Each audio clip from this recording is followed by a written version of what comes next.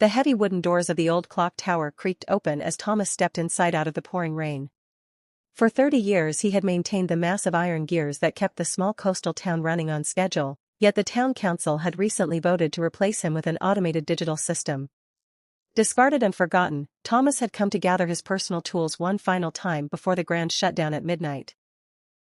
As he reached the top of the narrow spiral staircase, he saw the young mayor standing near the main altar of brass pendulums, frantically poking at a glowing touchscreen monitor. The modern digital setup had malfunctioned during the sudden thunderstorm, locking the ancient bell mechanism and threatening to disrupt the traditional midnight maritime signals that guided local fishing boats safely into the harbor through the dense fog.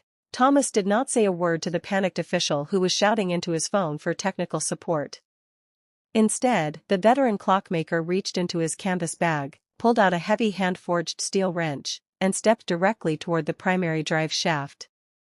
With calm precision born from decades of dedicated craftsmanship, Thomas manually disengaged the frozen gears and pulled the giant leather lever by hand just as the clock struck 12.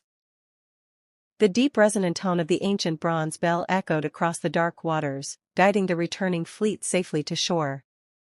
The humbled mayor stared in total awe as Thomas packed his wrench, handed over the brass key to the tower, and walked back down the stairs into the night air.